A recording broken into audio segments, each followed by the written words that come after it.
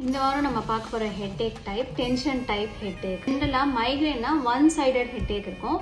But tension type ஹெட்டேக்ல ரெண்டு சைடும் பெயின் வரும். டெம்பிள்ங்கிற இந்த இடத்துல வரலாம், இல்லை உச்சந்தலையில வரலாம், இல்லை பின்னாடி ஆக்சிபிட்டல் ரீஜன்லையும் பெயின் வரலாம்.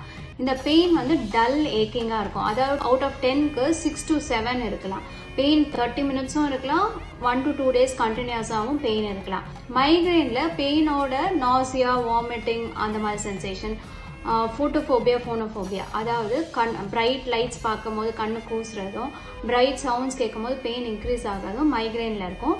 டென்ஷன் டைப் ஹெட்டேக்ல ரெண்டும் ஒன்றா இருக்காது. ஃபோட்டோஃபோபியா இருக்கலாம், இல்லை ஃபோனோஃபோபியா இருக்கலாம். தலையில் டைட் பேண்ட் போட்டால் எப்படி இழுக்கிற மாதிரி இருக்குமோ அந்த மாதிரி இழுக்கிற மாதிரி வலி வந்து டென்ஷன் டைப் ஹெட்டேக்ல இருக்கலாம். இந்த ஹெட்டேக் வந்து மெயினாக ஸ்ட்ரெஸ்னாலையும் மசில் டைட்னஸ்னாலையும் வருது. ஸோ இதுக்கான ட்ரீட்மெண்ட் பார்த்தீங்கன்னா ஃபிசியோதெரப்பி, ட்ரிகர் பாயிண்ட் இன்ஜெக்ஷன்ஸ் இந்த மாதிரி பண்ணும்போது டென்ஷன் டைப் ஹெட்டேக் குறையும். நல்லா தூங்குறதும் ஸ்ட்ரெஸ்ஸை ரிலீவ் பண்ணுற எக்ஸசைசஸும் பண்ணுறது உங்கள் டென்ஷன் டைப் ஹெட்டேக்கை கம்ப்ளீட்டாக சரி பண்ணிடும்.